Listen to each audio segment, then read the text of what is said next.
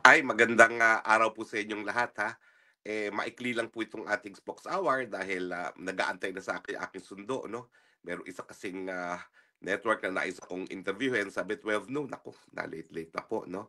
Anyway, um, nag-issue na po ng statement si VP Sara na humihiling sa ICC na kinakailangan na talagang apruban ang interim release ni Tatay Digong sa ibang bansa, hindi po 'yan sa Pilipinas, no? At ito po ay dahil sa katotohanan na sang-ayon kay VP Sara, hindi mapangalagaan ang kalusugan ni Tatay Digong sa detention facility ng ICC. At binanggit niya yung isang okasyon kung saan nakita na walang malay si Tatay Digong at hindi maalagaan pati yung ingrown nail ni Tatay Digong. Na totoo naman, no? Kung talagang kaya nilang alagaan ang kalusugan ng isang nakadetene, dapat hindi na nadidiskubre na unconscious sa sahig ang Tatay Digong, no? At dapat siguro naiwasan yung ganong mga pangyayari. Walang sasabihin ko lang po, hindi ko po nakakausap pa si Inday, si VP Sara. Hindi pa po kami nakipag-ugnayan kung pareho ang tinutukoy namin.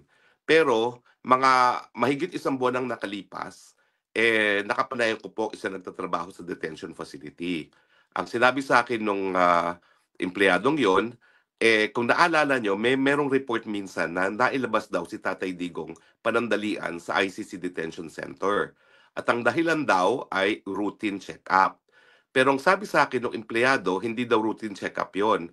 Nahulog daw si Tatay Digong habang naglalakad, tumama ang ulo. At dinala nga sa hospital para masigurado na walang na danyo sa kanyang katawan. No? At ang rinig ko, binigyan din siya ng tinatawag na MRI, no? Kung titignan kung merong apekto sa ulo dahil tumama daw po ang ulo. Now, ang request naman po ng tao, ipagbigay alam ko raw sa pamilya dahil hindi niya alam kung sinabi sa pamilya itong pangyayari ito kay Tatay Digong. No? At ako naman po ay sinunod ko yung request, pinarating ko po yung impormasyon na yan kay VP Sara. Hindi ko po alam kung ito yung impormasyon na sinasabi ngayon ni VP Sara. No?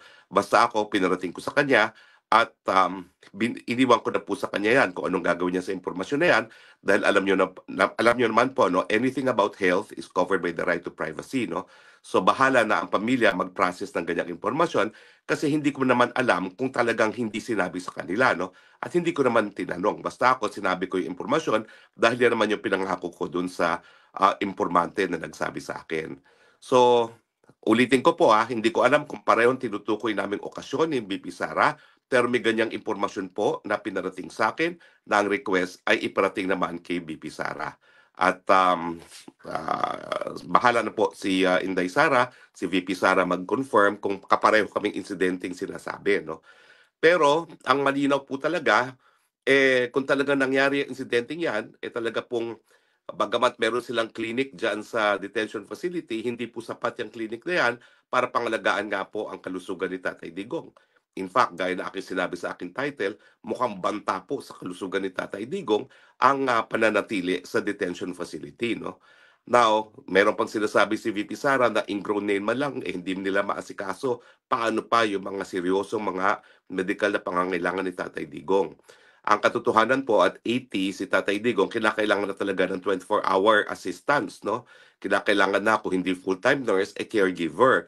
Kasi ako naman po, nag-alaga rin ako ng mga magulang ko, ng aking tiya na matandang dalaga.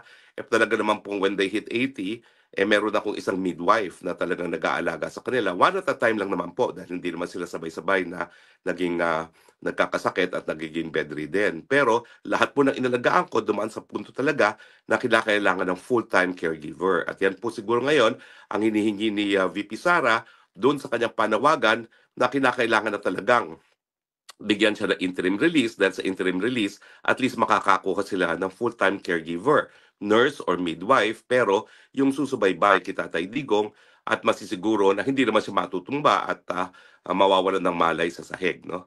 But in any case, sana nga po, pagdasal natin na matuloy na yung interim release. Ang aking paninindigan po ay wala na pong balakid para sa interim release dahil nauna nang nagsabing hukuman na he is unfit to stand trial.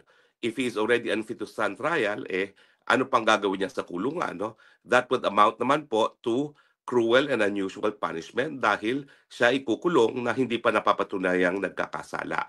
So importante po talaga para mabigyan ng respeto ang karapatang pantao ni Tatay Digong sa kalayaan at yung presumption of innocence na talagang palayain na siya.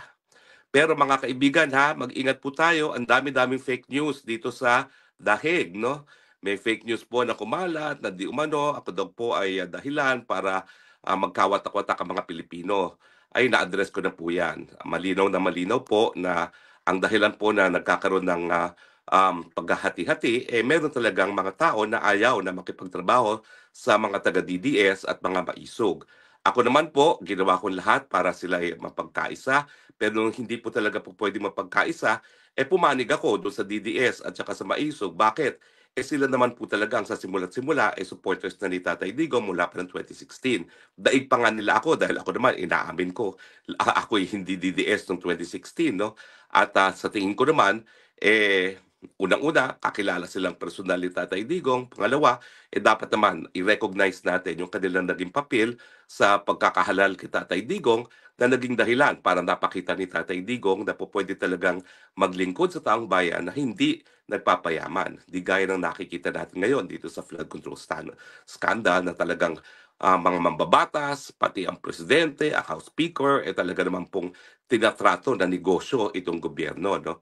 At ako naman po, kaya naman ako naging supporter ni Tatay Digong dahil nga doon sa nakita ko na katapatan niya at saka yung talagang pagiging honest ni Tatay Digong na hanggang sa huli, nakatira siya sa isang bahay kalapati na aking tinatawag, na ako mismo ay hindi ko kakayanin yung gano'n. No? So anyway, nagpapasalamat ako dun sa isang celebrity na nag-apologize, nag-public apology. I think that makes her really a a person to be respected, no, na umaamin sa pagkakamali.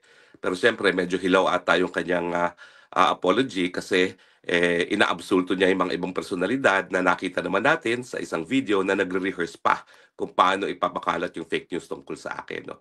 First time ko naman po nagsasalita ang tungkol sa akin sa laubin dito, no? Pero hindi naman ako pa pwedeng forever manhimik, no? Dahil kitang-kita naman po na bagamat inaabsulto niya ilang mga personalidad, merong rehearsal sila kung paano nila ako sisiraan sa entablado. Anyway, I leave that to you.